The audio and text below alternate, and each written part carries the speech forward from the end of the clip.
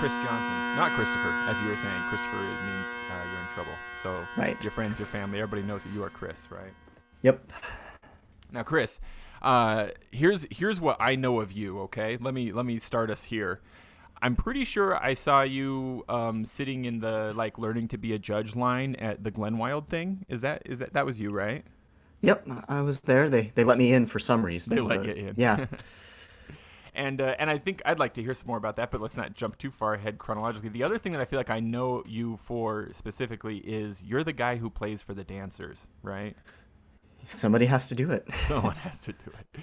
Now, I do want to hear sort of your origin story and stuff, but tell me about that. How did you get how did that was that you thought dancing was cool? Do you know dancers? How does that happen? Because as far as I know, locally you're known as, "Oh yeah, he's the guy who plays for dancers." So The guy, you know. it was all an accident, really. I got a call to go do a gig for a random church party. Hey, I don't know how or why it happened, but at the same gig, they had also called for a few Highland dancers, and their instructor was Rochelle Augustine. She runs a little dance studio out in, oh man, out west from me. Yeah, I'll look it up. I'll, yeah, you'll have to look it up. I'm sorry. Yeah, it's early, or it's always early when you have a child. Yeah. But at that gig, Rochelle was like, "Oh, you're a piper. I heard you.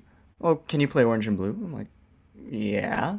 She's like, "Okay, 100, do it at 116 beats per minute, and off we go." And oh, by the way, play the first part twice, and we did it, and she's like, "Okay, we need a dance piper. You know, how about in about 6 months, there's the Moab Scots on the Rocks contest. You prep, and we'll let you play for that as the dance piper." And just like that, she just said, "Do you want to do it?" And I thought, well, I like being important. That really was it. I thought it was cool, and I thought I was gonna be in the money, traveling, all those glorious dreams that you Oh, of expect course. of the Yeah. rich and famous. And one cool thing that happened about a few weeks before Moab, I got to go and play. They do a dance contest at the First Presbyterian Church in October every year. This is back when Moab was in the butt cold winter in November, which was a Right. terrible time. But I got to go and play for that one. They called it a little contest, and yeah, it wasn't. But the judge there, bless her, that was Gail Bacon. And I got up there thinking, okay, I can do this. I've listened to some recordings, I know the tunes, and it turns out there are so many little things that you gotta learn and figure out. I was playing, so for the sword dance, it's Gilly Callum.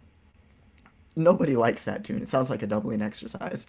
But it turns out, not only does it need to be 112 beats per minute for the older dancers, moving on up to 116 beats per minute for the youngins, because they can't jump as high.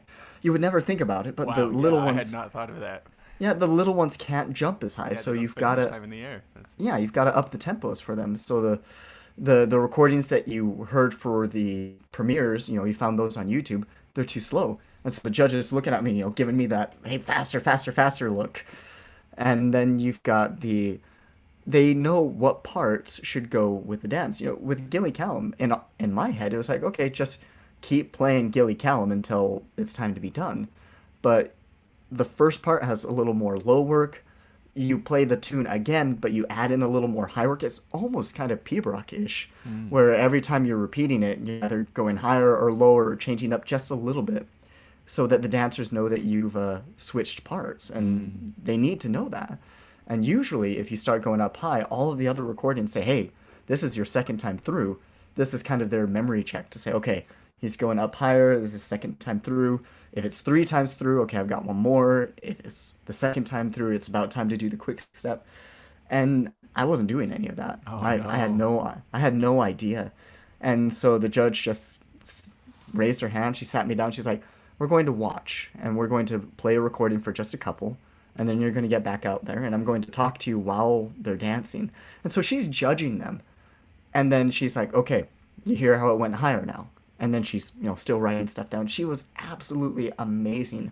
Now, it was mostly the sword dance with that sort of trouble, because, the rest, you're doing a strathspey, 4-part strathspey. It needs to be Marquis of Huntley Highland fling, or orange and blue. So those are kind of the standard ones. People might accept fiddler's joy, but the dancers know which tunes they like. So it's not just any strathspey that will do. Marquis of Huntley and orange and blue are kind of your bread and butter there, and you've got to play those ones, or you'll have some dance moms not really happy. They'll It's be upset, okay. yeah. It's okay to play different ones, but it's best to make the dancers as comfortable as you can. So we got through that contest, and Gail Bacon was just fantastic. She was nice to me. She was good. I learned that the fees for dance piping are kind of pegged. You get some travel money, yeah, but you get about the same amount you'd get from 2 funerals for an 8-hour day of piping. That's a lot of piping, man. It's a lot of piping for that much, which explains why so few people do it. Yeah. It's not about the money. Yeah. Now, if you travel, you get like a quarter or something for every mile you travel, or something along those Sure, lines. And, IRS rate or whatever it is. yeah, and that makes sense for, going down to Moab or going to California and that stuff. I've only done Utah ones, but I'm Right. working my way. There are no other dance pipers nearby. I wish there were. You can split a dance day or a dance contest, and they will pay you the same amount. So if any of your listeners are thinking that they want to try something like that, splitting it just makes it so much better. So So, if anybody's thinking Chris could really use some backup, oh, no please. more 8-hour days. Well, and it's nuts to do that during a contest, during Yeah. during a Salt Lake Games weekend, to try to get a break to compete in Right. solo, or do a go. 3-hour block of dance piping and then go do a P-Brook and then come back to it. It can be done, but it's a mess. And so if anybody wants to get in on that, there is definitely no kind of turf to be intruded upon. It's really cool. One of the other dance pipers, Matt Turnbull. Oh, I got to talk to him and see him at the Salt Lake games after that Moab game. That following year, I actually cared about dance piping, and I didn't do the Salt Lake games that year, but I got to watch Matt do it, and he gave me some advice, and he told me how he does it. He's got a metronome going the whole time. Yeah, that's one of the things I Oh, wanted to ask you about. Has he just got it wired up to his ear? He's got it on his phone on the ground, really. Because if it's in your ear, when you've got a tempo change for some of the dances, like the sword dance has a slow and a fast part, well, then you've got that slow tempo stuck in your ear while you're trying to do something fast. And so on the ground with the metronome works pretty well. And you can't, it's funny because you can't really watch the dancers during the contest because your eyes will pick the most, like, I don't want to say flamboyant, but the dancer that moves the most. Your eyes are going to pick that one, and you're going to start playing to him, and that's not fair. So you're really kind of watching the. Oh, sure, yeah, because then you're gonna match. I mean, speaking of like how high they can jump and stuff, you're gonna start matching that specific dancer, huh? And if one just happens to be taller than the rest of the group, uh-oh, you're the other ones can't keep up, and so you kind of just zone out. You watch the metronome, you get it going. You can stay pegged to it. You can just watch off into the distance, but you're really trying not to watch anyone in particular. You just wouldn't think about that. No, It's there's so much nuance to this that I had not thought of. but it's really kind of fun. It's the closest thing that I can find to a marathon in piping. Your brain is so nervous for those first 30 minutes. Those gals and guys have worked so hard, and that their mothers will come after you if you screw up. Yeah. But after about 30 minutes, your brain just goes, I'm out of nervous chemical. I'm out of juice. And you get into this really cool Zen state where you Are you getting a piper's high? I think so, really. It's really cool. This is Because intriguing. you just forget that it's high pressure, because it's been high pressure for an hour. And so you just go and you think, all right, I've got 10 more times to play the fling. Got 5 more times to play the fling. Okay, now let's go. And then you just realize that you finished. And it feels really great. It's Wow. a feeling that I haven't felt soloing or in a band setting. It's different, and it's really, you feel accomplished, more like you survived than you beat yeah. someone. I had not expected when asking you about this to have been so drawn into it. Almost thou convinceth me, Chris. that dance It's piping fun. is Get yeah. Orange and Blue, Marquis of Huntley up to speed. Anytime any dancer's glad for it. It's just so much better to have a live piper Mm-hmm. because they will match how tall you are. Mm. They'll match how old you are. They're so happy to see you. So get those tunes up and you're good. The people to look for, Donald McPhee. If you look for any of his recordings, Mm-hmm. that's kind of the standard, the gold standard. So you can look at the complete collection by Donald McPhee, and all of the tunes are there. They're all good. They're it's just a fantastic CD. Oh. So man, I have so many questions running through my head here. I was kind of aware that there were, of course, some particularities because like the Garden Valley Pipe Band has joined up with a dance group a couple times for like our St. Patrick's Day concerts. Oh yeah. The Shelley Irish Dance Group here in Utah County, and I have asked Tina before there, like, do you want us to, we've got pipers who can play you a hornpipe or a reel or a strathspey or whatever you want. You want live pipers. I mean, we're there, and she always prefers a recording. And I understood that's, you don't have to have the variables of like, well, will this piper play consistently on tempo and will they switch the part at the right time and stuff like that, And so I had this, I kind of had this understanding that like, okay, they're particular about it. But I hadn't, I mean, man, that thing about how high they can jump, especially, that's just blown my mind. Of course that would have an effect. It's so interesting. And they're forgiven too. They really are. They'll forgive you a lot. They're good folks. They're just nice and happy to have you there. Yeah. Though it sounds like the dancers might forgive you, but maybe their moms won't. I've never had a bad experience with a parent. Maybe that's just because you're really good, though. Huh? Well, that first contest was ample fodder for something like that. Yeah. But I've never had that experience. They're just really happy. And if you've got a metronome, really they're going to be fine because they can't say you favored somebody else. They can't say you were totally out. You had a metronome. If you're on the beat, screw up the notes, you're fine. Just keep the beat. And the dancers know their dance, and yeah, it might be a small distraction, but it's okay. You're part of the game. Is it strategic in that way for you to use like, an older style physical metronome so it can be sitting like, standing up off the stage where like you can see it, but also like if anybody around wants to look, they can see there is a metronome and it is running, you can see it clicking back and forth. I haven't tried that. I haven't. I've probably worked too much in like insurance liability and stuff like that. I'm just like constantly looking for like how can I avoid liability in a situation. So that's probably the warping of my own brain there. No, usually I'll just set up my iPad, and my iPad works as kind of a nice mirror. And so if I set it to the right angle, I can watch the metronome and still see the dancers kind of in peripheral vision. Yeah. So you can get an idea if you're on with them as a group or not. And I haven't tried the physical metronome. The only thing that might bother me is just the physical metronomes I have they're loud. Yeah, they're loud, and if I'm listening to the click and I'm hearing the click, then that'll still mess me up for the fast parts later on. Right. So you want that visual cue that you can look away from when you want to. Exactly. I see. That's exactly it. I see. That's interesting. I had wondered, are you familiar with this app, the Piper's Metronome, that came out not too long ago? Everybody's got it but me, and it really does great work on the dot cut thing. It really does. It does, yeah. Yeah, and I've used it for sets, because you can set up like, all right, I'm going to go from my march to my strathspey to my reel, and I can set up the metronome to make those transitions when I want it to, And that's awesome. That is fun. But I wondered if that would be at all applicable for dancing. But probably in that sort of like live performance situation, you really want more flexibility than that could give you. Well, yeah, because sometimes you're doing the premieres and you've got a tempo in mind, and then you find out that all three of them, or all, that those first couple of sets really tell you what the tempo is going to be for the whole group. Sometimes I go, all right, we're gonna go.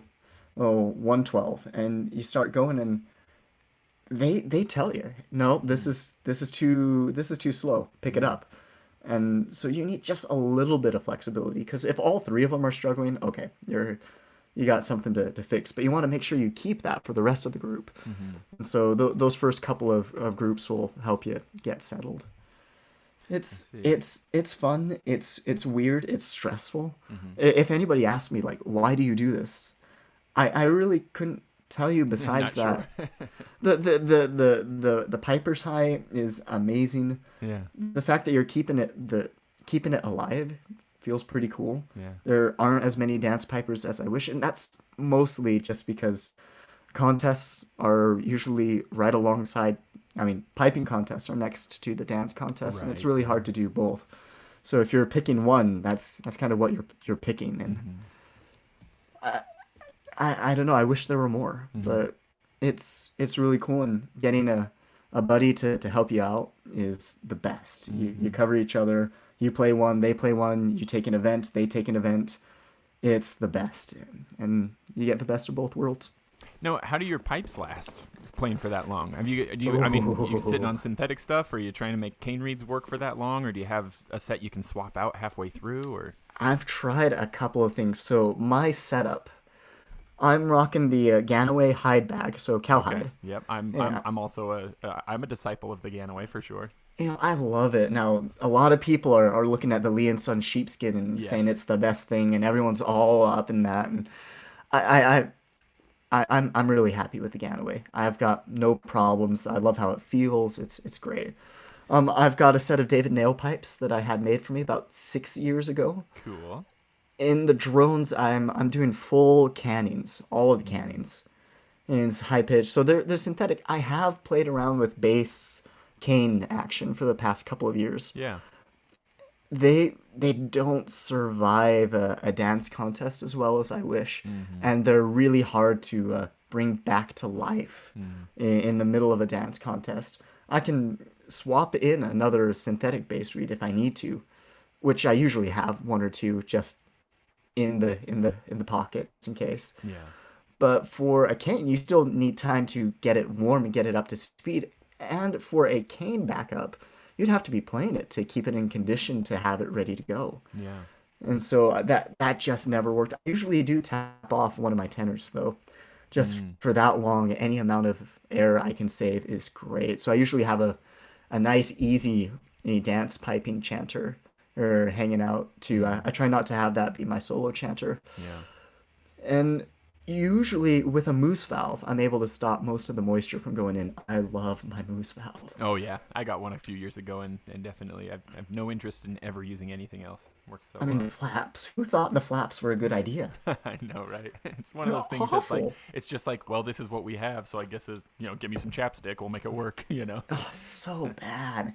And the moose valve is just great. And so for the setup, the the cannons usually hold up pretty well. The wood body of the cannons will absorb enough moisture to try to keep the tongue free. Mm, It takes a long time for the cannons to get shut off due to moisture, which mm-hmm. is awesome.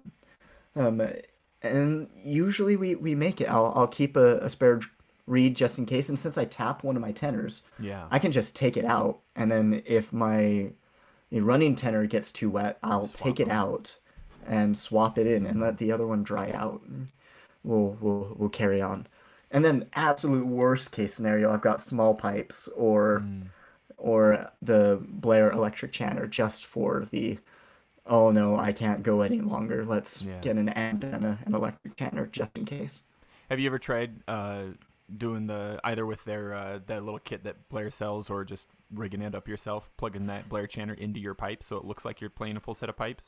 I haven't tried it. Yeah. It too much work. If I'm Yeah. gonna fake it, people are gonna know. Yeah. But I love that chanter. That's what I've been using. I have a 4 month old, and so in the middle of the night, if I'm just sitting up watching him and he's working his way to sleep in a swing or something like that, I'll just pull out the electric chanter and go Yeah. and wait for him to calm down. Mm, It's been great. yeah. I'm gonna get me one of them someday, one of these days. Yeah, it's great. You can play anywhere. Yeah. It's more expensive than I wish. Oh, of course. Really. Yeah. Yeah. Well, Well, we're pipers. We spend money on things. yeah. That's isn't that the truth? It's a hobby that if you're lucky, you can almost get it to pay for itself sometimes. Almost. Usually not even close though. So Almost. then now we've I love all of this, but I do also want to roll it back a little bit. Tell me about yourself. Where did you grow up, first of all? And as you were growing up, where did you first encounter pipe bands, bagpiping, etc.? And then how did you get started in it? Who taught you and stuff like that? So if it's back to birth, take me back to birth, Chris. I want to hear all about you. Pipes were not that far back. So I grew up in Ogden. I am a Ben Lomond alumni. Oh, are you? What years were you I going to am. Ben Lomond? So I graduated in 2008. Man, So I graduated from Payson High School in 2007, and so spooky. I'm sure we played together we went up to, what was it? There was some festival that Ben Lomond. It wasn't I the Salt Lake know. Festival. We would go to the Salt Lake Festival usually, and Yeah. we even sent some folks to Payson once in a while. Yeah. Yeah, well, I know that we saw the Ben Lomond band around while I was in high school, so I bet we at least saw each other. I mean, isn't that always the case within this small niche community anyway, right? Oh yeah, everyone knows each other Yeah. ish. We've all seen each other, but the Ben Lomond thing. So my sister was 4 years older than me, and she did the cheerleading thing, and so when we would go and we did that family thing where we went and watched my sister do the cheerleading thing. Hooray! Well, at the football games at Ben Lomond, I saw bagpipers, and I think that was the first time that I was exposed to the bagpipes besides like Scrooge McDuck on cartoons or Yeah. anything like that. Oh, and I And guess saw, actually, sorry, Chris, I should probably clarify, just in case there's any listener that isn't aware. I think most people already know. In Utah, there are 2 high schools that have had bagpiping programs like as part of the curricula, so you could choose between, if you're going to do concert band or orchestra, you could also do pipe band or choir or anything else. And those are Ben Lomond High School and Payson High School. So that's why that was significant. That's why you encountered bagpipes at these football games and stuff like that. and it was the best. Now they had both bands there, and if I'm honest, I didn't notice either one. I just said, "Oh look, bagpipes," and that was it. And then 4 years later, I'm a freshman at Ben Lomond, desperate to be one of the cool kids. My sister had gone through Ben Lomond. She had done the valedictorian thing. I was looking for something. To make my mark. And the first day you have an assembly and in come the bagpipers. And everyone's clapping and cheering. And I just look at that and I go, is that really the currency of the realm here? Is that really what it takes to be a cool kid in high school? Wearing a skirt and playing that screechy instrument.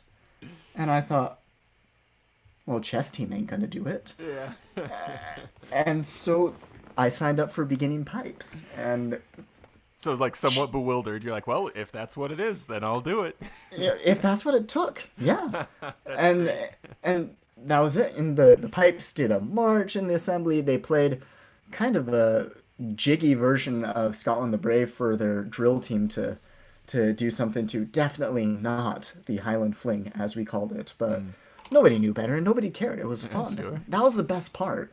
Nobody was saying, oh, you're out of tune, or no, you really shouldn't be playing Pumpkins Fancy when you've only been playing the pipes for 3 months. It was the peak of we didn't know better, and we had a blast. Yeah. The gal that taught me, so at Ben Lomond, the students, like, the seniors or juniors would be teaching beginning pipes. Right. And so yeah. I learned from a gal named Marin Adams. So I don't know if she still plays, if lost touch, but Candace Winley was also the pipe major at the time, and they were teaching us, and we learned correct fingering. We learned the correct way to play the doublings and everything. We didn't use any book that I recognize now that now that I think about it. Mm-hmm. We didn't. It was really loosey goosey, all based on what student happened to be the teacher at the time, but that is one of the things that like fascinates me about the Ben Lomond program, that that it survived and did so well. Where the difference between the Ben Lomond program and the Payson program was that at Payson you had multiple people like Don Smith that were establishing this like junior high class like pipe like program that would feed into this high school program, which had a paid staff member teaching, right? We had supervision. I mean, sorry, we had supervision. Sure. It wasn't just y'all kids do what you want. We had the band teacher, Miss Maxim or Corey Jensen, and they were both fantastic. Just bagpiping wasn't their instrument. Really. Right. Yeah, but Corey was the best. He put up with all of the crap that we gave him. Actually, on my Facebook feed, like in 2008. I just got the photo of when we went down to the San Francisco Music Festival as a bagpipe band. We were a woodwind band Oh, when we went to that contest down there, and nobody knew how to judge a pipe band, so everyone thought it was cool, and we won everything, and we all thought we were just on top of the world. that's an awesome idea. Take a pipe band to a woodwind competition. Yeah, it was great. We I we love had the that. trophies. Me and Jesse Fry got soloist trophies because again, woodwind soloist. How can you trump a bagpiper Yeah. and a snare drummer? It was cool, but it was all pretty pretty loose, and we kept playing. We would play at the football games, the volleyball games, the sporting, anything that was sporting. We were there, and we also went and did gigs at the school. That was like my favorite part. I realize it now that the school will sometimes say, "Oh, you want a bagpipe band? We've got a bagpipe band. You want to Yeah, donate to the school you're right. for the Yeah, bagpipe band?" We were earning money for school and yeah. getting out of class to do it. It was great. You're like the college student athletes, right? That make the all that NCAA money for the colleges, but on the high school level, it's the It was pipers. awesome. And if you were wearing a kilt, it was a hall pass. You could just walk anywhere, do anything, because the teachers were like, "Oh, gig? Yep, yeah, Yeah. yeah, it's a gig." So Christopher Johnson wearing a kilt to school every single day. Almost, almost, but it was a lot of fun. And just out of high school, I got picked up by Wasatch District. The way it happened, I was in Jackson Hole doing a contest because I was grade four soloing, just Hmm. going, well, I was the best at Ben Lomond. I must be hot stuff. So I went to go and try to win a bunch of contests to continue proving I was hot stuff. So I'm at Jackson Hole, and it's just freezing in the Hmm. morning because the lower grades go in the morning. Yeah. That's your prize for being a low grade. Yeah. And it was cold. The my drones were shutting off, and Justin Howland and saw me struggling and loaned me a drone reed and just saved my rear, Hmm. just completely saved my rear and helped me out. And then I saw them again at Payson, and they helped tune me up and did okay at Payson, and so I started playing with them for a while.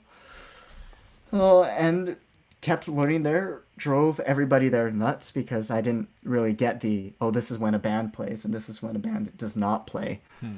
Because, again, it was loosey goosey at that moment. And Yeah. if we wanted to check your tuning, you just turned around and checked your tuning. Hmm. In a band setting, you don't do that all the time. Yeah. It's, Maybe it, especially, I mean, Wasatch is one of the sort of like best organized and sort of like, what would you call it? There are like methods of procedure for a lot of things that exist in Wasatch that maybe don't even in a lot of other local bands. they're so well It's a organized. well-oiled machine, right? It's they're a fantastic group. Hmm. They really are fantastic group. I learned a ton there, got pushed to my limits there, traveled, did it it was really good. They did really well by me. Hmm. Yeah. Yeah, I did a LDS mission after that. Uh, didn't play pipes for 2 years, but I had my chanter, just Oh, in you did take case. your chanter, huh? I did, and I didn't play it anywhere near as much as well, maybe I did play it as much as I should have, if I'm thinking about it, It but depends on it, what kind of point of view you're taking on it, right? yeah, It's too but bad it the Blair wasn't digital much. chanter wasn't an option at that time, huh? Oh Probably would have man, played a that would lot have been more. great. Yeah. That would have been great, but it was kind of helpful to just not have one extra thing to worry about. It would have been like taking a pet on the mission, Yeah. really. I would have been worrying about it. I would have been worried that they might get stolen or Yeah. the heat, the humidity. It was just one less thing to worry about. And Yeah. I got back from that, got back with Wasatch, got married. Still playing with Wasatch. About 8 ish years ago, things. Is this where it gets juicy? You can tell me why you abandoned Wasatch? Oh man, Give the me all juice the is yeah. coming. Bring it. The juice is coming. If I'm honest, I just was at a point where I needed less intensity. I was in my final years in college. Hmm. I was getting used to being married. I was living in an apartment, like a married student apartment, and getting room to practice was really hard, especially Yeah, in the not the winter. easiest thing in the world. Yeah. And you know, Wasatch was a high octane place that I just wasn't. I wasn't having fun because I really wanted to. I I don't know. It just wasn't fun at that point in time, Right. It's and not just different strokes for different folks. Sometimes just different seasons in your own life. You need something that's higher demand that'll push you, and sometimes you just need something that's lower demand that you can kind of relax into. and during one of those times, and plus to travel as much as Wasatch did was kind of expensive. They For sure. covered Yeah. a lot, but you're in college, you're newly married, that money mattered, Yeah. and it was just a lot. And so during one of those seasons of, oh man, this is a lot, and this is a lot to do, and want to do it right. You don't want to be the guy in the circle that has a clanger when the band is really trying to move up to grade two. That was before they were in grade two, Yeah. and it was right when they were knocking on the door and doing a lot of contests trying to move up. Well, during one of their break seasons, actually, yeah, kind of close to now. I well, actually, it's near the end of the contest season. I went to the Soldier Hollow Classic, the sheepdog contest that they Yeah. have in Midway every year, which is amazing. I've never And gone. I always think, oh, that's so cool. I should go next year, and I never made it. it makes you hate sheep. It really makes you hate sheep because I'm on the dog side. You're I on the love dog dogs. side. And so they let the dog loose. He runs up the mountain. He brings the sheep back, and the evil sheep, starts attacking the dog, and the dog loses. And you go, "Well, that sheep is a jerk. I'm going to eat him." And then you do, because you And can then you eat sheep. do. And never mind that the dog kind of looks like a predator and whatnot. No, the Right. dog Don't is. think about this too hard. No. But there I saw the Salt Lake Scots for the first time in a while, and their snare drummer, Jesse Fry, we went to Ben Lomond together. Yeah. So that was a really cool reunion thing. And Jessie was never shy about the Scots. She was going to the Scots back when we were in high school together. And she would always say, "Hey, come see the Scots, come see the Scots." And I was like, yeah, I'm a senior in high school. I got all these things figured out. I don't need a band, blah, blah, blah. But I saw Jessie there, and she introduced me to Trevor DeMoss. I sat and listened to them jam, and we exchanged phone numbers just because it'd been a while, and sure, why not? And there was no recruiting. There was nothing shady or anything. You can't recruit the wandering or the willing, whatever you want to call it. Sure. Yeah. And they just let me go to a practice once when they were practicing and Wasatch was in the off season. And I went and I looked, and it just was kind of chillax, and it fit for that time. And Yeah, I mean, there's nothing to be said negative about either sort of way of doing things, right? It seems to me like it's important that both of these options exist and many others as well, because otherwise, when the one option doesn't fit what an individual needs, then the alternative is like stop playing, and that's not what you want, right? Oh, Somewhere to no. land is good. And it was. I still don't know if I articulated why I left the really well to the Wasatch folks. So hey, if you're listening, here it is. But it it really was just a time and seasons, a fit thing. And at that point, I was just kind of looking for something a little more relaxed. I enjoy the community gigs a lot. Yeah. And Wasatch does those, like they do. I enjoy Oh, parades. yeah. I'm a weirdo. I enjoy parades. That is okay? weird. I know, but it's fun, and the Scots were doing a lot of that stuff at the time. Yeah. Ian, the band manager, he's everywhere. He knows everyone and has everything going on, and there's a lot of community stuff to be done, and that just kind of fit. And it wasn't like, oh, I'm going to the Scots for a leadership position. No way. I was middle of the pack, just happy to be there, and it was really a chance to kind of see a new way of doing it. And Yeah. one of the perks of going to a less stressful environment was that I got more into dance piping and solos. Right. Right.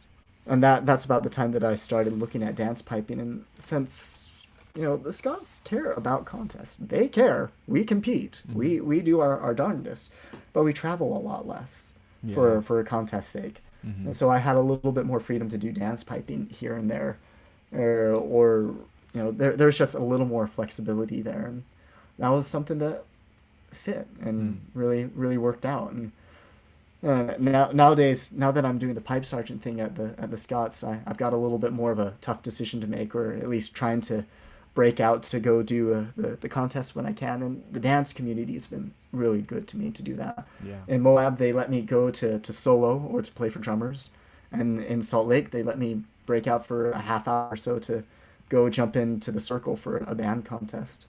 I still owe Trevor for letting me get off the hook of tuning the band and helping out there, but Yeah, that's people one have been thing I was really going to good. ask you about. To what degree, I mean, when you do that, do you have a second set of pipes that you can tune to the band real quick, or does the band tune to you when you come running over from the dance stage? Like, how do you get prepped in that small amount of time? 2 words: tone protector. Mm. So the Little tone. plug. Is this our sponsor? Is this our sponsor for this No, oh my episode? gosh, no. It's stupid expensive, and we should all make our own, because the little digital reader doesn't do anything. It's just it's the packet, right? Yeah. You could shove that packet into any other chanter, and you probably would be fine. Yeah. But the tone protector, if I give it a fresh pack, my band chanter takes about 5 minutes to come in. Like it's It's ready quick to and go, huh? yeah. And so I just have a dance chanter and a band chanter, and poof, You just give play, a little play rush to Scotland the the Brave drums. as you walk across the park to your band, and you're ready by the time you get there. It's amazing. Yeah. And I mean, we all tried different humidity solutions over the years, like the Highland one with the like shoe desiccant squishy stuff that Right, always yeah. seemed to dry out. Yeah. The pipe cases with the squishy stuff and the charcoal, all that stuff. There's the good old just dump kitty litter in your bag as well. Who thought that was a good idea? I threw away. I opened up an old set of pipes of mine, and I saw those boxes of kitty litter, and I Yeah. tossed that junk this Get week. out of here. It's like, what were we thinking? But yeah, it works out, and everybody's been really good to let me straddle so many different places. Yeah. Everyone's just been really, really kind that way. I've been lucky. Well, but what about straddling things outside of bagpiping? I mean, marriage, but now with a child as well. You know, I mean, how sustainable is this? You know, not It's a not to good get you into an question. existential crisis or anything, but you know, as also a person who likes piping but has children, it can be challenging. You know, it's been weird. These 4 months have been a lot of online contests. That's true. So It is I've happening been, in the online era, isn't it? which is the best thing that ever happened to us, in my opinion. Mm-hmm. Now, let me explain. I really, Yeah, so there are some I- people who would disagree with you strongly. So give us yeah, you better explain. yeah. Huh? So I do the grade 2 solo thing, and so I'm in grade 2, trying to push my way up to grade 1. Mm-hmm. If nothing else, just to prove to myself that I can be the kind of person that gets to grade 1. Yeah. You know, I have no plans of trying to get into Simon Fraser. I have no plans to try to do any of that. Although if But you're hey, listening, then you'll take yeah, I me. was gonna say if they call you, I mean, you'll answer their I mean, call, right? Who wouldn't? But I really want to just prove to myself that I can get there. But that used to mean a lot of money. That used to mean a lot of traveling. So right before COVID, me and Trevor were both grade 2, and we were signing up for contests. We had our plane tickets booked before COVID. Oh, We had plane tickets booked to go to California, Colorado. We were set. We were ready to go and do it. We had saved up the money. We were there. We were ready to make that sacrifice and try. But then COVID happened, and Trevor somehow freaking evolved into a Charizard out of nowhere, winning the clasp, doing all sorts of amazing things. He left me in the dust, and it's been really fun to watch him. But getting through grade 2 has been a struggle for me. I've needed a lot of contests to start winning some of them, some of the Yeah. WUSPBA ones. And the online arena just made it possible. One, you listen to yourself when you turn in an online yeah. submission. Do any of us really read the judging sheets and really try to do what they tell us? Well, I think most of us read the judging sheets to see how wrong the judges were. Right? Or to see if you can read it. You know, to Yeah, see if if you can can read it decipher at all it. in the first place. Yeah. And then you look at the bottom, you see 1 through 5, and that tells you all you need to know, and then you put it in a Yeah. binder, and you never look at it. Yeah. But when you're recording, and you've got multiple ones to submit, you know, I've got 6 versions of my MSR. Well, which one do I turn in? You listen, and oh no, you don't like the way something sounds. Right. Well, usually if you have 6 versions, you don't like any of them, right? It's like Oh none of man. these are good enough. I have to do 12 versions. I'm gonna do So more. you'll love this. So I was doing the World Online. I love how Yori calls it the World Online Bagpiping Contest, but I just finished those submissions last week. So I usually pipe downstairs on the ground level, and I've got my window, so I've got some face lighting, right? So that the video looks better. I've got face lighting, nothing's in shadow or whatever. Yeah. So I'm 10 minutes into my Pibrook. I'm in the Battle of Aldern #1, starting to do the Crun Lewis, getting into it, and then the missionaries are walking down the street. The missionaries look in the window, you see their faces light up, and they smile and they wave and they start walking towards my door. And you're like, no, no, no. And on the video, you can see my eyebrows, see my face, and I look at them and I just shake my head. And I'm still going, I'm still going, I'm still playing. They knock on the door. I don't answer. Now, I turned in that Pibrook. That was my did, best. huh? I felt so bad. I chased him down in my kilt after. I was like, okay, I'm sorry, I'm sorry.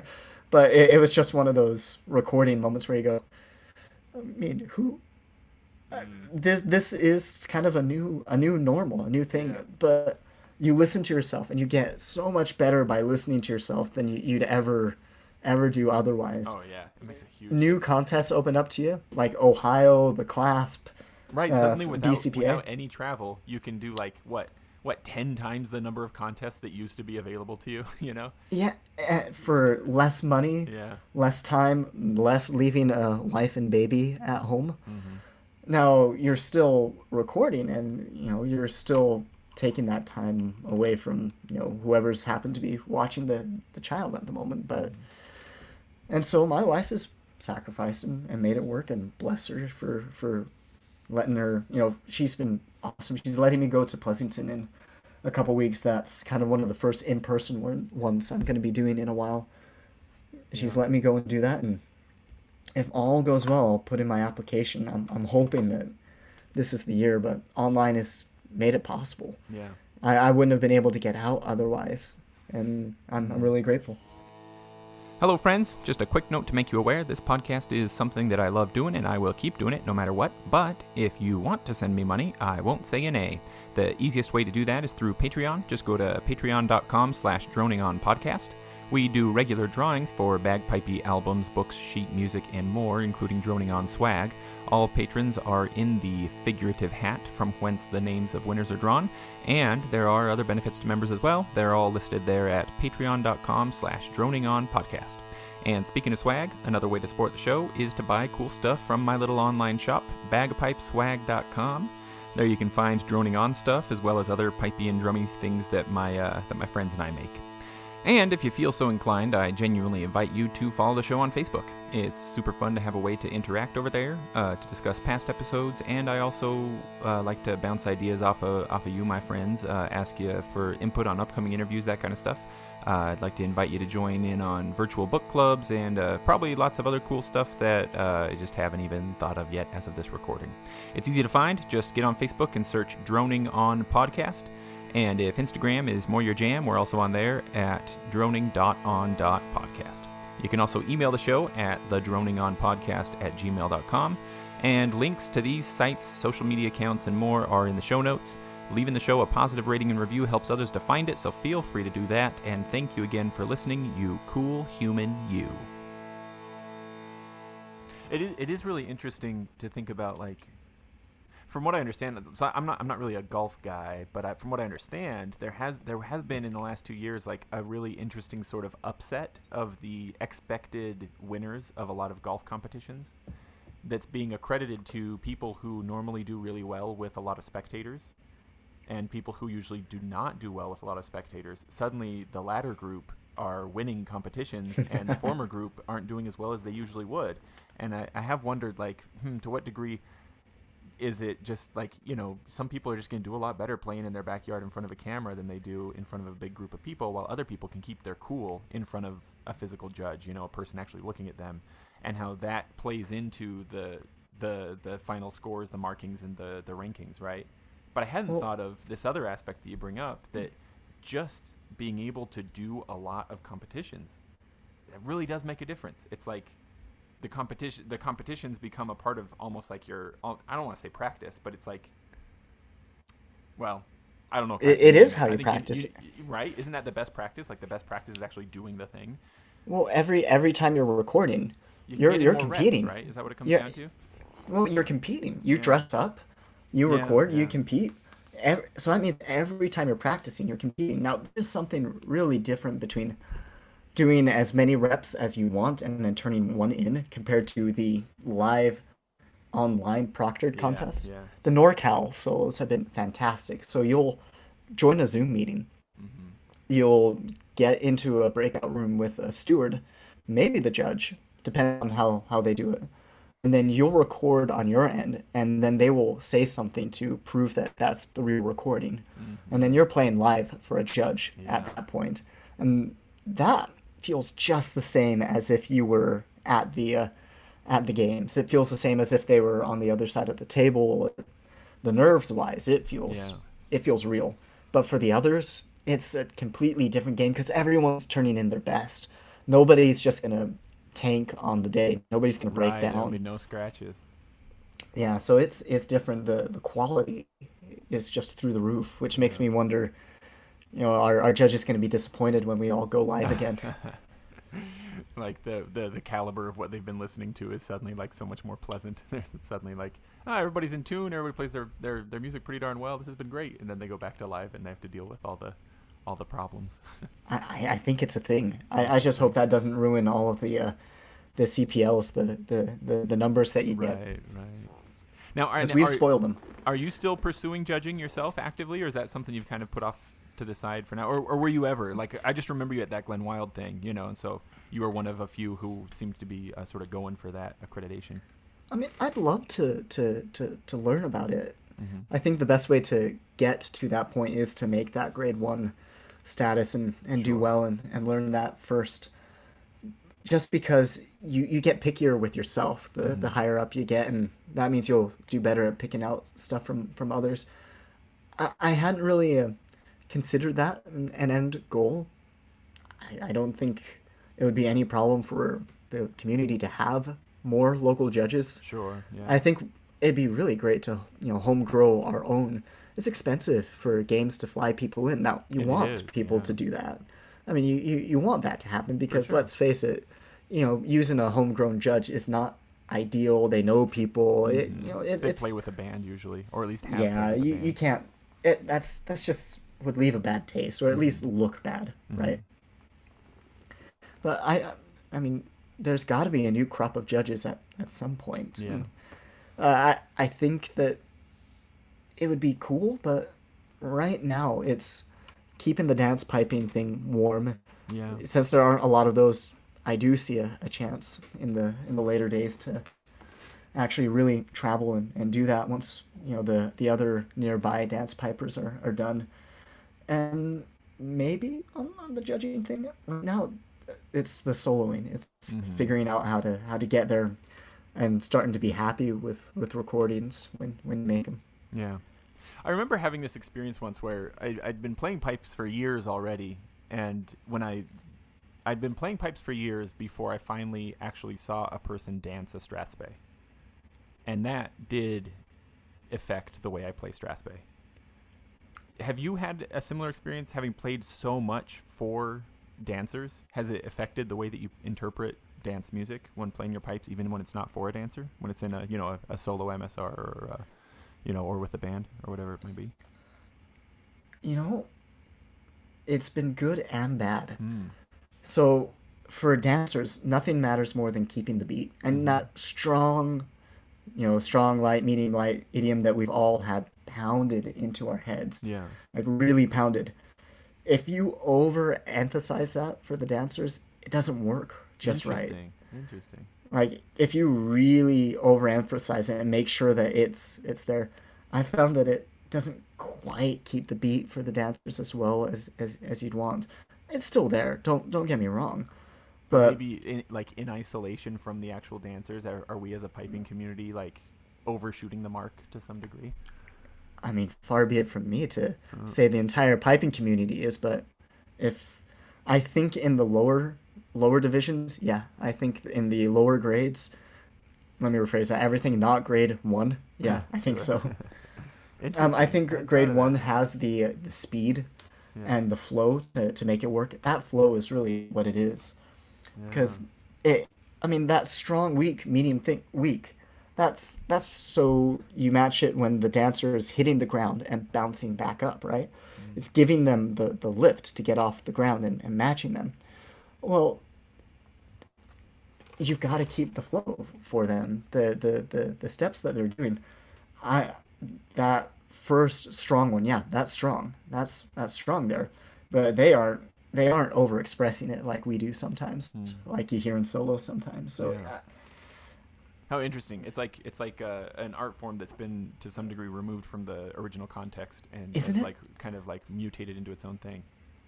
That's how I see it. Now, I am not the deepest in the dance pipe. I'm not the deepest in the band thing, but I do play strathspeys differently for dancers than I do for solos. Mm. And sometimes in solos, I'll get called on a little.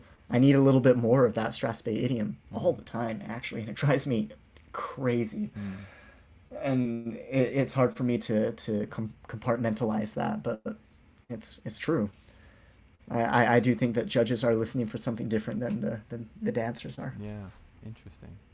Now, Chris, do you have any non-piping hobbies or things that take up your time? You know, like what aside from, I mean, I don't want to dismiss your family, of course, that's of paramount importance, but sort of aside from sort of like, you know, family duties, work, and piping, what else takes up your time and energy? Hmm. Or is there So, anything else?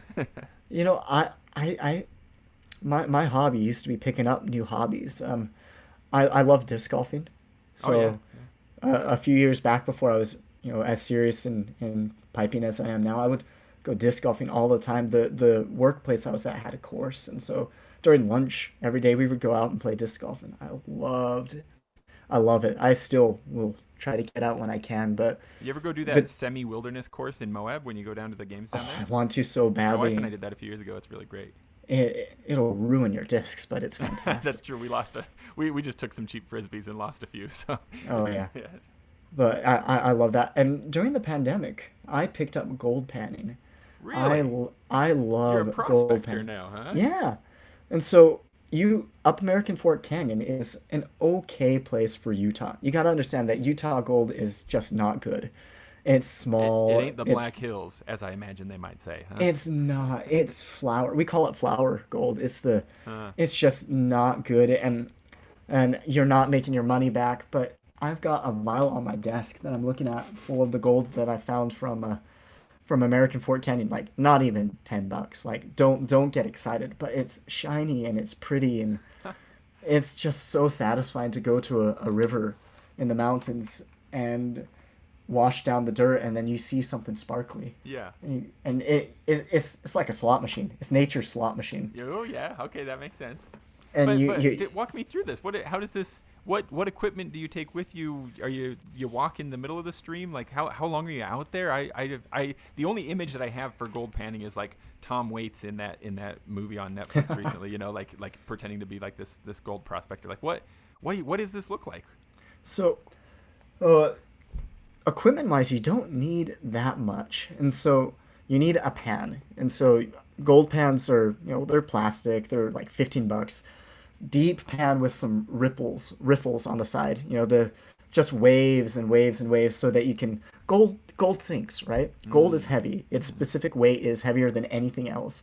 So if you get a pan full of dirt and you put a bunch of water in it and you shake it, the dirt rises to the top and the gold goes to the bottom. Mm. And then you can, pan it off and the dirt goes away and the gold stays. Or anything else heavy. Mm. Quartz. Oh, I hate quartz because quartz is heavy and it's really hard to separate from the gold. Gets in the way. So what you do is you take a 5-gallon bucket from Home Depot, and then you get something called a classifier, kind of a sifter, right? Sure. Sure. Yeah. And some people do, kitchen sifters, but they make sifters for gold panning that fit in the 5-gallon bucket. So you Mm. take a shovel, well, you go up into the mountains, up American Fork Canyon. There's a great river there. You can dig on the side of the river. or where the water used to be higher and it's not, which is nice. It's really hard to dig in the river. You Mm, can, but it's exhausting, right? It takes a lot of energy. You lose a lot of the dirt as you're getting it out of the water. yeah. But that doesn't mean people don't do it. They just use dredges and fancy machinery to do it. But Mm, for low tech, you just find somewhere where you think there's going to be gold. And you dig in there, you classify the dirt so you get all of the pebbles and the rocks out of it, and you're just left with dirt or really small rocks. yeah. And then And you hopefully can, gold, right? hopefully gold. And then you can do it a couple of ways. You can just take a scoop of it, put it in your pan, and wash it off yourself. Or you can take a sluice, which is like a big old long tray with the riffles inside of it, a rubber mat. So you pour the classified dirt on it, and the river will do the washing for you. So you put this tray in the river facing downstream, and you pour the dirt in there, and the gold will sink and get caught in the mats in the sluice, and then the dirt will just wash off downstream. And when you're done, you pick up the sluice, you put it in a 5 gallon bucket, you wash off the mats, and you see what you got. Wow. It's just a lot of fun, and it's satisfying. It's not profitable, but Yeah. But you know so a the, lot like bagpipes, huh? A lot of fun, satisfying, not profitable. it depends how much you buy, right? Yeah. No, it seems to me like some key ingredients in your equipment here though ought to be like a really old beat up cowboy hat with a hole through it, long johns, a false Nah, grizzly white beard if you don't have one yourself. and it's been a while. I don't get out much, but the equipment's really not that much. The knowledge of where to go Yeah, is that's kind of key. that stuff. Because if there's one thing that the Facebook groups will always razz you on is, new person comes on and says, "Hey, where do I go gold panning?" And everybody says, "In the mountains," or whatever. There are some fantastic folks in the community that will say, "Okay, this is where you go. This is where it's legal." Oh, but everybody's got their favorite spot, and they say it's prospecting for a reason. You learn more by going up there and learning to read the river and figure out where to go than you do just asking somebody, "Hey, where do you go?" and getting the pin dropped. Mm. It's you do better testing different places and learning. Oh, that's where gold lives, and then you go up and you look at the river and go, "Okay, I think it's going to be there." And when you're right, it feels great. You go, "Hey, me and Mother Nature just had a moment." Yeah. I've never done it, but I really love everything to do with mushrooms, and what you're Oh describing sounds a yeah. lot like truffle hunting. Oh man, I hear after the wildfires in California, Yes, you can I've go been and hearing get that some. too. Some morels gonna be. Yeah, and I hear that might be profitable, but Yeah, it might well be. Yeah. you got to know what you're doing, or else you'll not not find something good to eat. Yeah. Or you'll find something extra good to eat. Oh dear. But No, no, that sounds awesome. Let me know if you do that. I will. Yeah, absolutely. What else? What else, man? You are surprising me. What else you got? What else do you do or have done? I mean, so I was into tennis really hardcore Yeah. for high school. Oh, that got lost along with chess. I wish I did more of that, but the hobbies that I can do closer to home now are the ones that Sure. really make sense, and bagpiping fits that bill Yeah. nowadays. Well, It's and speaking of like bagpiping, sort of like sticking with you, that does it does. I don't want to say it's surprising, but it is I don't know, noteworthy that you got into piping just because you looked around and were like, oh, I guess this is what you'd have to do to be cool in high school. But you're very committed to it now. Are there any significant moments that stick out in your mind that kind of like turned this into a lifelong, at least to this point, pursuit for you, or has it just kind of been that way? Like, is it going through the definable in highlights. any way? You know?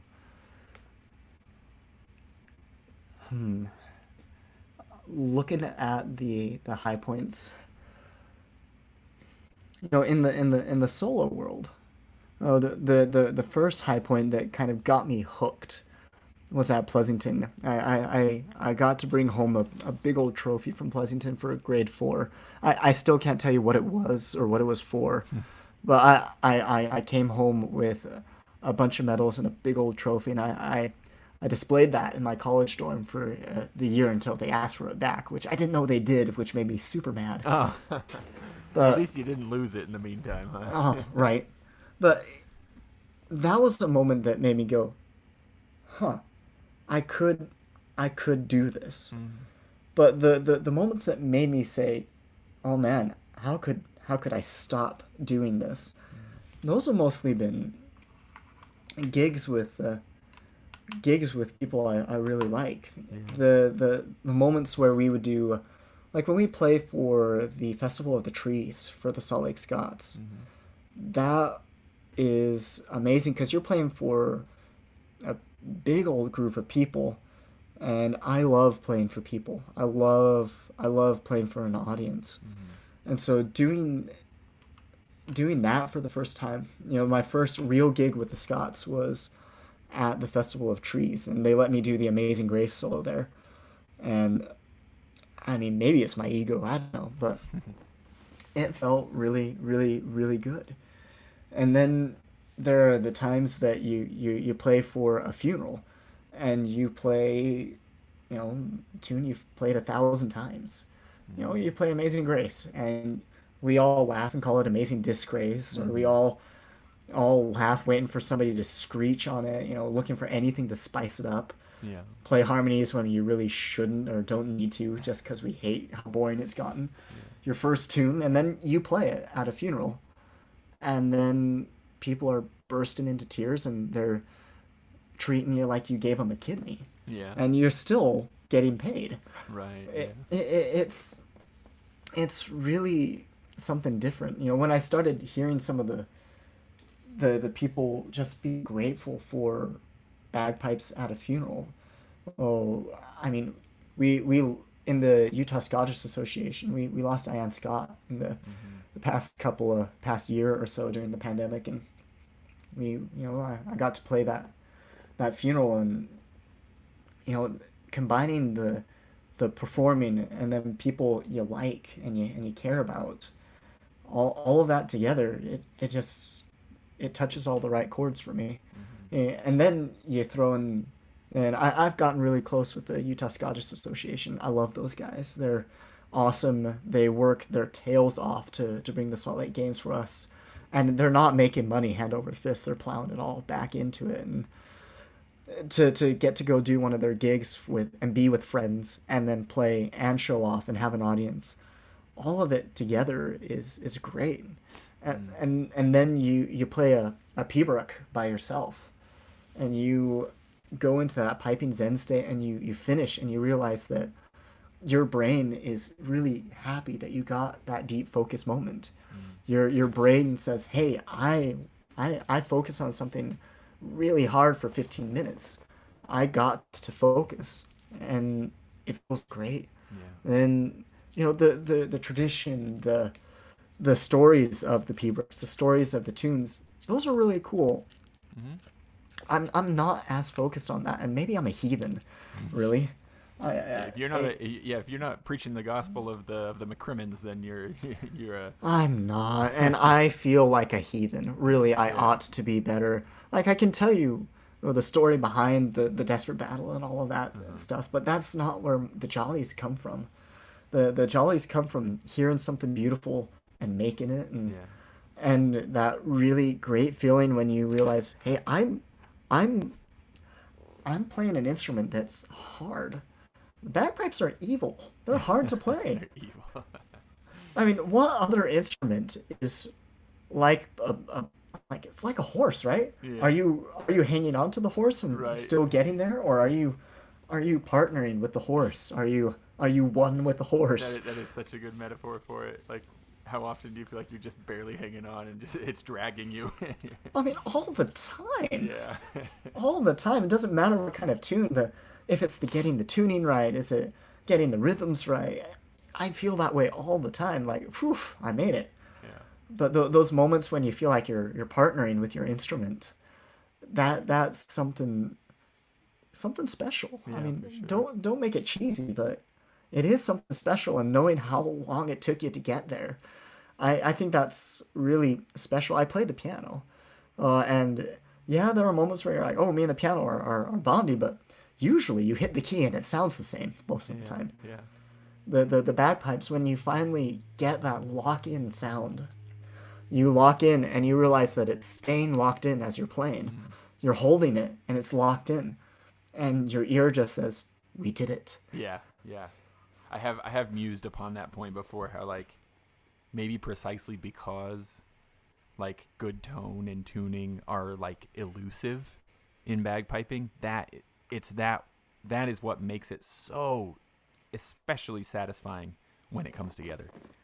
Oh, it's special. That same thing that makes us desperate to buy anything that will help that tone. Mm-hmm. We buy the manometers, we buy the pressure gauges, we buy the tone protectors, we buy the new reed, the new chanter, the new everything. Yeah.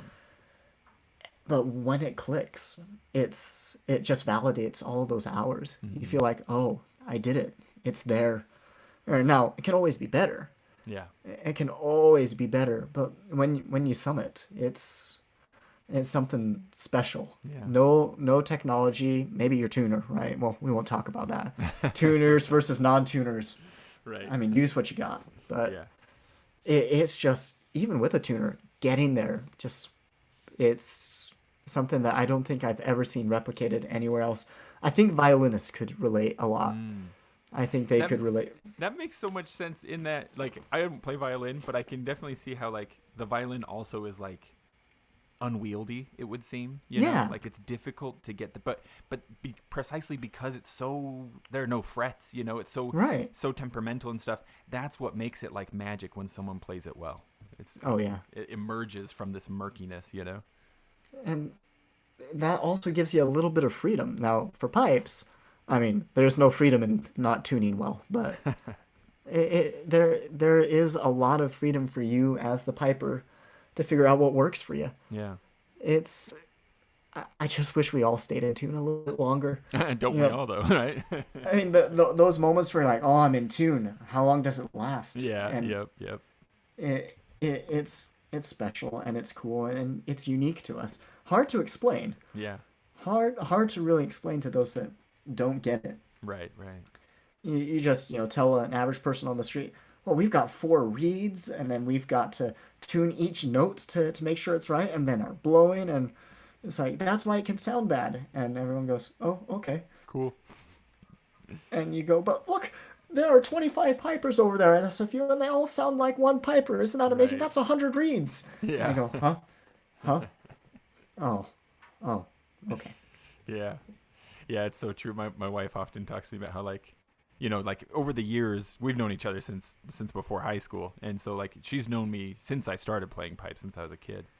So like over the years of being exposed to it, she's like started to sort of like start to tap into sort of like some of the nuances of like being able to recognize like, oh, that was really good, wasn't it? Or, oh, that wasn't that great, was it? But how like for such a long time it's like it's just all the same, and it's like it's one of the one of these things where like if you don't do it, you don't really get it. You don't really appreciate good versus bad, or like variations in quality and stuff like that. My wife joined the Scots as a tenor drummer because she got tired of being left behind, and that was a sign. It's like, oh my gosh, I did good. Yeah, now she's committed, right? She's willing to join the pipe all band the for way. you. Funny story. Her family history claims that often immigrants, Scottish immigrants from the LDS Church. Well, Ben Lomond Peak, the peak that Ben Lomond High School is named for. Right. Yeah. Her family history claims that's their family named it. You go back. Oh, really? And they look at it, and so I can kind of say that it's my wife's fault that I play the bagpipes, because way back in the day somebody said, yeah, we're going to name that mountain Ben Lomond. Right. And that all snowballs together into making the Ben Lomond High School pipe band and all that stuff, right? Yeah. I mean, who knows? But it's a cool thought. That's fun. I've heard that I think it's the Ben Lomond Peak that I've heard might have been inspiration for the Paramount Pictures mountain logo. You heard that? No, but I can see it now. Yeah. Well, I mean, like, I don't remember. A producer or an owner or something had like lived in Ogden and like doodled it, and it was based off of that peak, or maybe it was another peak. I don't know, but I think that it was Ben Lomond Peak. And as of course, soon as we're done, I'm looking that up. Yeah, look it up, because there's a history of like the Paramount logo has changed over time, so maybe it doesn't quite as well match the sort of more fantastical mountain you see today, but in the past it seems to get closer and closer to looking a lot like Ben Lomond Peak. Huh. Now, Chris, I've kept you for a while. I've got a couple more questions I could ask you, but if you're feeling, if you've got to go somewhere, I can let you go. How do you feel about it right now? Bring it on. Okay, great. I'm enjoying this. This is fun. Well, one of the things that I really wanted to ask you about right from the beginning when you said you would be willing to do the interview is recording, precisely. Which, all right, because even outside of the COVID stuff, I had this impression that you were a recorder. And that's maybe, again, because of seeing you play Pembroke at the Glen Wild, you got out a mic and a laptop and were recording yourself. And I think you were the only competitor that entire day who did that. So I recorded everyone that day. You did. That's right. You were recording everything. And so maybe it's mistaken, but I get this impression that you record a lot. And so I want to know why, when did that get started? What's the interest? What's the value? Which we've kind of talked about a little bit. I also want to know, do you catalog everything? Do you have like a really, like a really well-organized way of cataloging your own playing, others playing, the playing for your group and stuff? And I also want to know, do you have any tips and tricks for pipers who want to record themselves, especially in a time where we're doing that a lot more than ever? All right. So just take all of that and run with it. Talk to me about recording bagpipes and drums if you have any experience with that as well. Give me 1 second. I'm going to mute and blow my nose. I hear you, man. No worries. I was doing gardening work before we started talking, and I've had like this sort of like low-grade hay fever thing going on through the whole interview, so I've actually muted and blown my nose a few times already. That smoke, man. Oh, the smoke. Yeah, the smoke has been terrible. Oh, yeah. All right. So, recording. I started recording. Oh, when did I really start doing that? So I like music. I started playing the piano when I was 8. I was accepted to the University of Utah as a piano performance major. Oh, I had no idea. The orientation day, I looked around and saw computers and thought, I bet you that makes more money.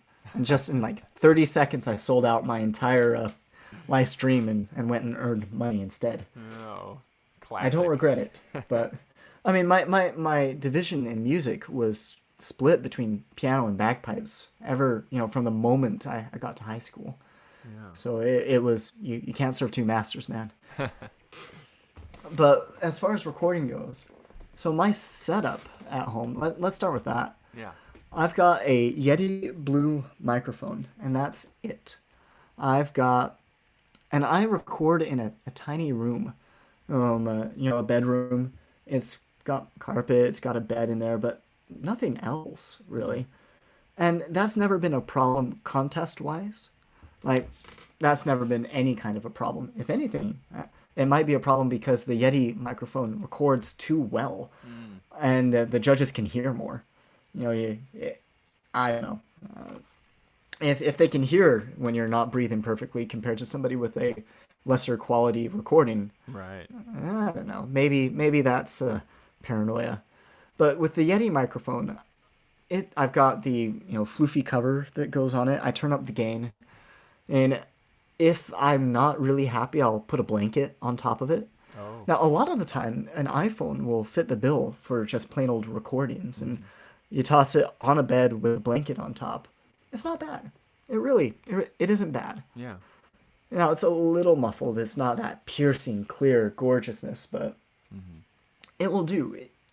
And, I mean, are you recording for a CD? Probably not. But if you're recording to hear yourself and to get better, that'll do.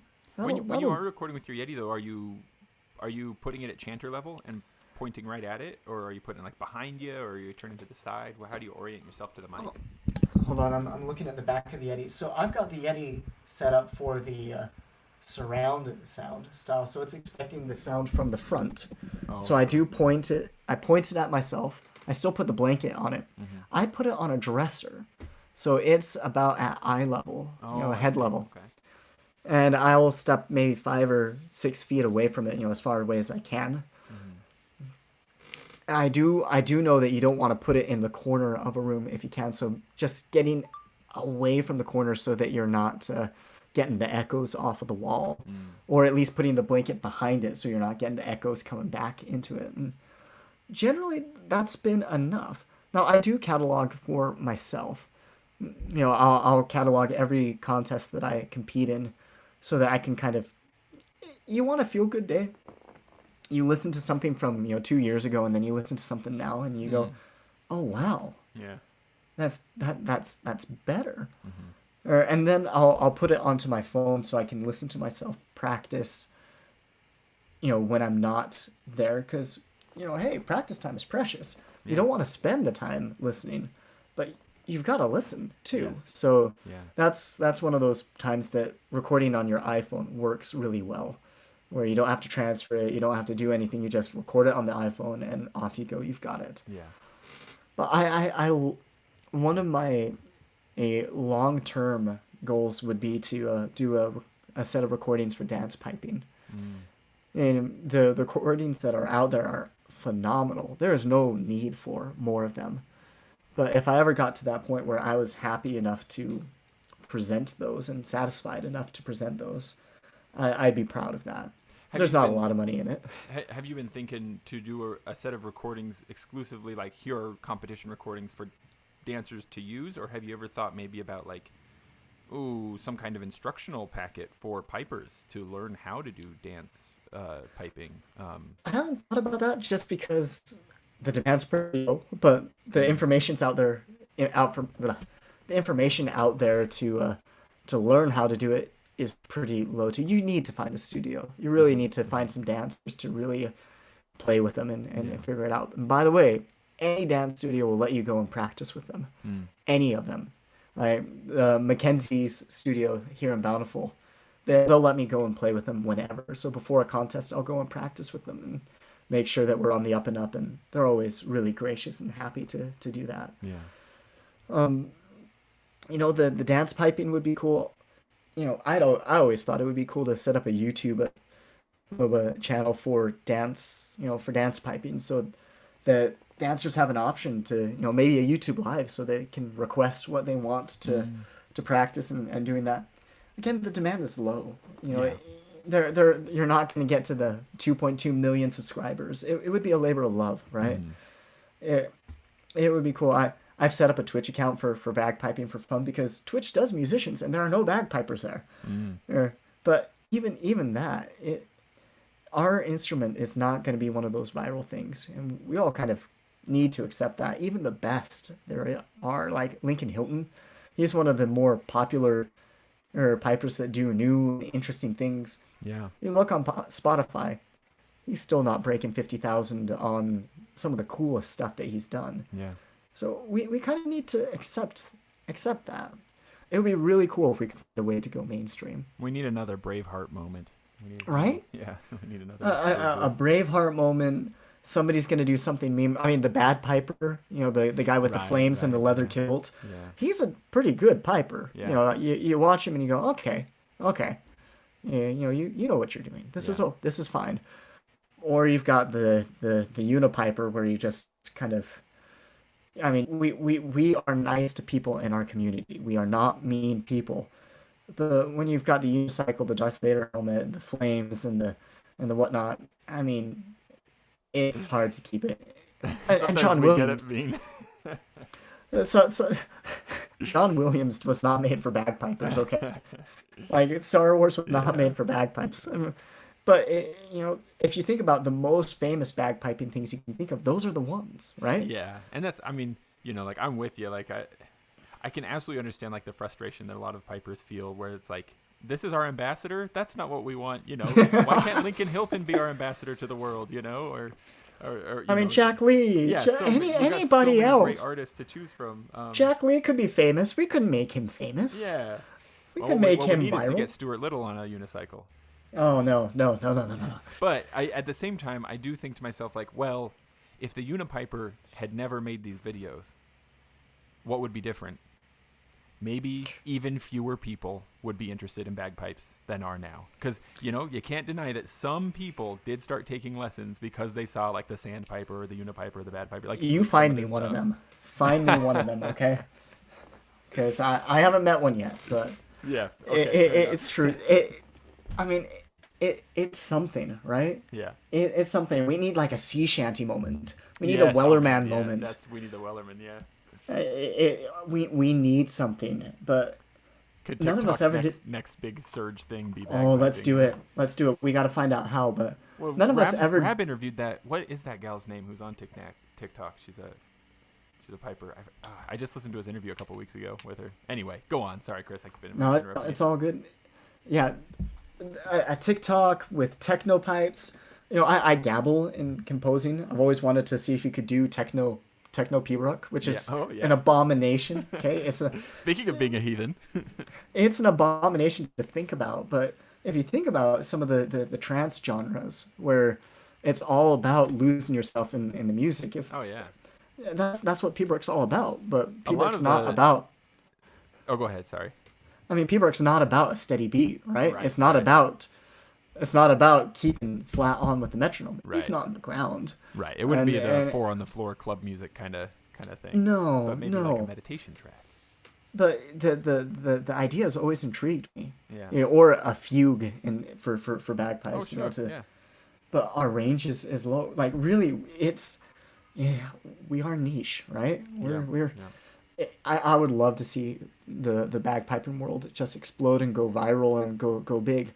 We're definitely not. We're not fading, and I think we're growing. Yeah. But I don't think we're exploding it just because bagpipes are a cruel mistress, right? They're a cruel, mean, terrible mistress to get going on. But well, you know, there have been, you know, everything ebbs and flows, right? And there was a folk music revolution that kind of happened in the second half of the 60s, at least here in the United States, where you know, kind of this more niche sort of genre of music that kind of pulled together multiple different like sort of niche instruments and genres kind of all surged in popularity. And I feel like, is it just that I'm becoming more aware of it, or is that not happening with the folk scene, especially in Western Europe, where you see a lot more bagpipes and folk music in general is getting more attention, and so part of that attention is on bagpipes, and so maybe we do see those sort of like ebbs and flows in interest. Maybe we could have our Wellerman moment.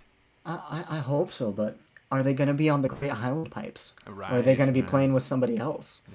You know, small pipes. Yeah. Hey, you can play nice with others now. Yeah. We don't play nice with others without something else. Like the Scots play for the Kirkin of the Tartan every year, and it takes an organ and a choir to hang with the volume that the pipes out, but we don't play well, and then with other then people. you've got all the tuning challenges, of course, too. Oh, that's like my most cringeworthy recording I ever did. A organ major at the University of Utah asked me to play at her senior recital with bagpipes and organ together. A wonderful combination, and there's an ancient book written for bagpipes and organ to go together. Both ancient instruments, and a lot of duets that go together. But the tuning was so difficult on the organ at the U, and I listened to that recording and go, that's a couple cents off. But the concept was so good. It's just that's a fun combo if you can get the tuning right. Yeah, I've done a few organ bagpipe pieces that it's always been so fun. I always use a B flat chanter. Did you use a B flat chanter when you did it, or did you just kind of squeeze it? I just pulled the reed out a lot, and we all know what happens. But we did it, and we thought it was cool. It seemed like a good idea at the time. Yeah. Well, I appreciate that some of my sort of trepidation about it has been removed by talking with Timothy Cummings. He has talked a little bit about just kind of like an embrace of the sort of wild energy that's going to come from smashing the pipe organ and the bagpipes together, like a release of any expectation for like absolute like sort of polished perfection, and rather an embrace of the madness to some degree. You know, it can be enjoyable in that way. Well, embrace the glory of it. I mean, the organ by itself is just flat out glorious. The choir glorious, throwing the pipes together, and it's just. It's a lot of noise, man. It's a lot of sound. It can be powerful. That's the word. It's powerful to do that, and then throw in a song that means something. You almost feel like the ceiling will open up and you'll get called up and raptured right then and there. Yeah. Well, if your tuning was a little better, maybe, right? Yeah. You know that old bagpiping joke, right? The welcome to heaven. Here's your bagpipe. Here's your tuner. Welcome to hell. Here's the bagpipe. Yeah. Very good one. Let's see. What have we missed on the recording? Have we missed anything that we should be talking about? Oh, I'm not sure. Oh, I think Someday. that's some very Huh? useful information right there. That's good. I don't think there's really much else I'm doing with it. The cataloging for myself is mostly there. Yeah. I'd love to put together a bagpipe track that you could get into GarageBand or something, and Mm-hmm. really do those things that you couldn't do with a bagpipe. Mm-hmm. If you could get a really good bass tone, like a good tone, I mean, the technology's there to give you a full scale, right? Right. Yeah. And unlock all of those things that people say, Freebird or whatever. And you can do it. And you could do it, which maybe it feels like cheating if you're not really playing it. But if the sound's there, I mean, can you get over it? If you're listening to the bagpipe do things that it shouldn't, Yeah. can you get over that knowing what it should be? Yeah. Yeah, that is part of the challenge of being in a niche world within a niche world, right? If we get hyper focused on the competition scene, for example, then we can become, what would you call it, like sort of like uppity purists and Snobs. Yeah, snobs, absolutely. Yeah. I mean that. I mean the one tune that makes me think of that is Pumpkin's Fancy, Yeah. because that is your quintessential. Nobody likes How that dare tune. you? Right. What do you mean you're a grade 4 playing that hornpipe? Yeah. You're new to this. You think you're hot stuff. Yeah. And then all of the people who could play it won't play it because they don't want to sound like all of the new people that heard it and thought it was great. Yeah. But then you in their look ignorance liked it. How could they? or in their ignorance thought they could play it. That too, yeah. And then you go online and you look at Pumpkin's Fancy, and one of the first videos you see is Jack freaking Lee playing it at a Yeah. concert. Yeah, take And you that.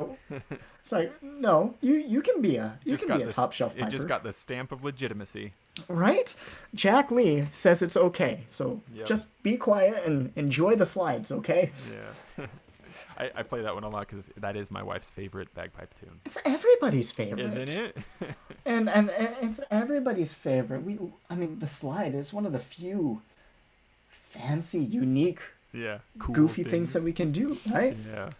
Yeah. And it's cool, but maybe there is a little bit less, decorum that we need. We need to be a little less serious and just be grateful that people are excited Yeah. about the pipes. Yeah, take a little starch out of the old collar and just have fun. Just a little. That doesn't mean we accept, bad playing. Yeah. But we should also accept people enjoying it. I mean, you know the Payson and the Ben Lomond thing. We played stuff we shouldn't play all the time there. Yeah, And hey, we didn't know better. I ain't judging, but I do remember. I don't know if you you might have been there. Tell me if you remember playing "We Will Rock You" as you marched out of the circle.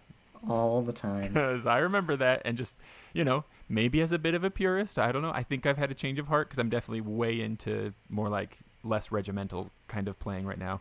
But at the time, I was like, "Buh." Like, really, I don't think we should be doing that in public, my friends. I mean, we did it at games. We did it. But it was We- fun, we- right? Wasn't We it fun? let that freak flag fly. Like Yeah. we and In for we a penny, had in for a fun. pound, right? Just gonna go for it. We had fun. Now, one of the other funny things I heard at Pleasanton in mass bands, I heard a band play Jesus Christ Superstar Oh, on really? their way in. That's awesome.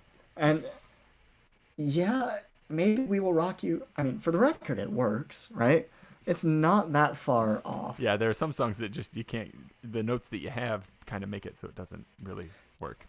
And people enjoyed it and had fun, and maybe that's it. Are we playing pipes for ourselves as a community? Yeah. Or are you playing for your audience? Yeah. And your audience is nowhere near as highbrow as we are most of the time. Yeah, well, I mean, you can think of like how many other like sort of like genres of art, right? Where would it seem at all acceptable for the artist to say, "Here's what you should want," and then they do it, and the crowd listening, right, goes, "I don't actually like that. But I like this other thing," and then the artist says, "You're wrong for liking this other thing." Oh man. Like, it's a silly thing to be like, "You're wrong for liking this stuff." And maybe that's why we're still niche, right? Yep, it might Maybe be kind that's- of a self-fulfilling prophecy here. Maybe we are the hipster instruments. Maybe we are. Maybe we're just bringing that on ourselves. Now, I think we know what we like and we enjoy it. Mm-hmm. But I mean, there are only so many pibroch aficionados who will sit there and listen to all 15 minutes of your pibroch and go, "Oh, that was amazing! Well done, young man." Yeah. Because in my head, all pibroch aficionados are old men, anyways. Which is, well, that kind of makes sense. I mean, right? So, but then you hear the Cape Breton pipers, right? Right. Yeah. The Cape Breton pipers who are playing so that people can get up and dance, and be into it. Get down and have fun, and Yeah. you go, that's why it survived. That's why it's really still there. You go to a pub and you can still hear some of that fun stuff. The folk music revolution or renaissance or comeback, it's fun. Yeah. Those tunes are fun, and they talked about things that people cared about. Yeah. Drink, ladies, and boats. I mean, yeah. that is the trifecta, isn't it? Those are subject timeless, matter of all these songs. timeless subjects. Timeless. And so we don't have that in the regimental world. Yeah. But we can still make people dance. Yeah, I really like listening to Jeremy Kingsbury on the We Two Twag Bagpiping and History podcast talk about. He does a lot of like dance tunes in this like sort of 17th, 18th century repertoire of pipers music, and a lot of this is like small pipes, border pipes, uilleann pipes. Oh, so much fun. Yeah, and he talks a lot about how like, well, I shouldn't say a lot, but he has mentioned before how like if we're coming from a Highland bagpipe competition backdrop, right? We like assume that is the tradition, and that any kind of kitchen piping or alternative piping is breaking away from tradition, and it's like problematic somehow. But when the competition regimented Highland bagpipe thing became a thing, there were a lot of pipers who hated it. It's like, that's not how music is supposed to be done, right? Because before that, for centuries it was dance music and parlor music and stuff like that, right? And it's like, neither is bad, but to assume that there's only one way to make art is a bit silly, and like we maybe need to expand our view a little bit and recognize that like this is a mode of expression, it's very organic and human and stuff like that. It doesn't have to be fit into these tiny little boxes, though it can be fun when it is. I'm not saying it's bad. But. Well, I mean, have you ever heard that 3 pillars of piping thing? Oh, no. Tell me about it. So I wish I could tell you who told me about it, but oh no, Matt Turnbull. Matt Turnbull, he's a dance piper, and he used to, when we played at one of the championships that they did in Utah, the USIR, they let me tag along and do a little bit there, but he said, most pipers are missing 2 of the 3 pillars of bagpiping. And there is regimental music. That is one of the pillars. But dance is one of the pillars that everybody ignores. And then pibroch, the real heavy music, that's the other one. And I feel like a lot of pipers are missing that. And listening to Matt say that made me think, oh, wow, I need more pibroch. But it really kind of makes sense. March, strathspey, reel, hornpipe, reel, jig. That's it. That's what most people in a band setting will get. Yeah. Maybe you'll get fancy with a ground of a pibroch here and there. Maybe dancers will come in for you once in a while, and everyone will scramble to play a strath for them. But there's more. I mean, look at Fred Morrison. Oh man, there's a guy who's having a good time. Yeah. And if we're not going to go viral, we should at least have a good time like he is. Yeah. Well, we will go viral. We'll figure it out. This podcast will do it, right? That's right. This will do it. I think that